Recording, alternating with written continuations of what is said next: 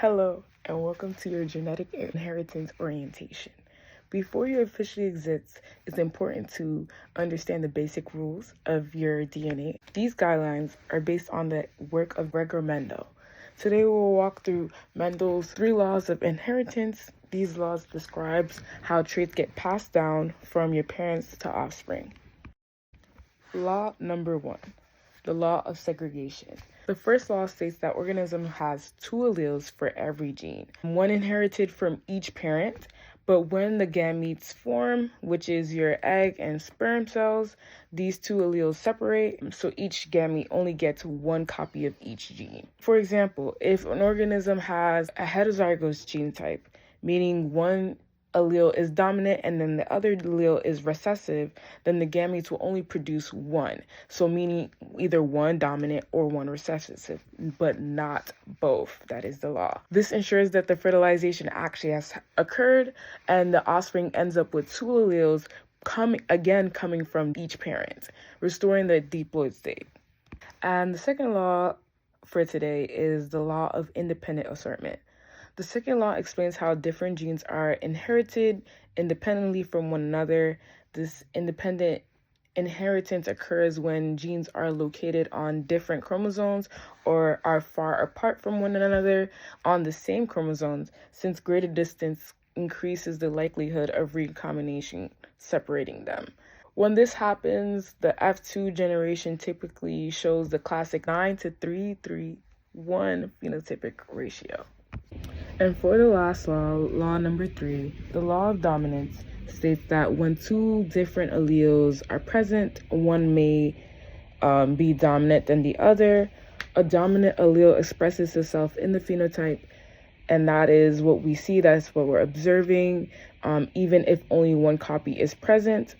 However, with the recessive allele, there needs to be both copies being recessive in order for it to be expressed. In a hypothetical situation where there's one allele that is dominant and it expresses a green phenotype, and then the other allele is recessive, expresses a white phenotype, there needs to be 2 copies of the recessive allele in order for the flower or whatever to express that white phenotype.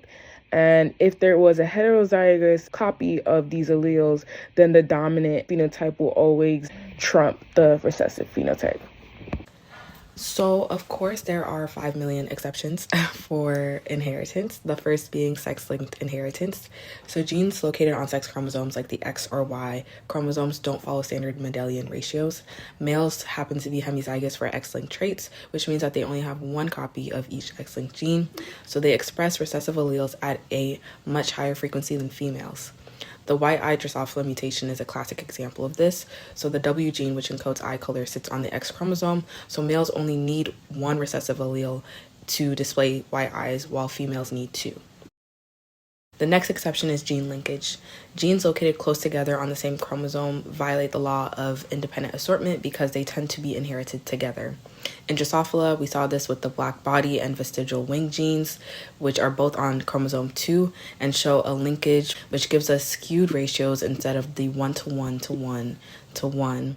The next exception is epistasis, and epistasis occurs when one gene product masks or modifies the expression of another gene at a different locus, producing a modified phenotypic ratio. So in Drosophila, we saw this with eye color, which required both pteridine red pigments and homochrome brown pigments to produce the wild-type brick red color. The Princeton mutation blocks red pigment production, resulting in brown eyes, while the Harvard mutation blocked red pigment production, resulting in brown eyes. When both mutations were present, no pigment is produced at all, resulting in white eyes and demonstrating how gene interaction can override simple Mendelian predictions. Another exception is incomplete dominance and codominance. So not all alleles show complete dominance, as Mendel's law of dominance assumes. Incomplete dominance produces intermediate phenotypes, like when red and white flower alleles combine to create pink flowers. Codominance occurs when both alleles are expressed simultaneously, such as the AB blood type, where both A and B antigens are present in red blood cells.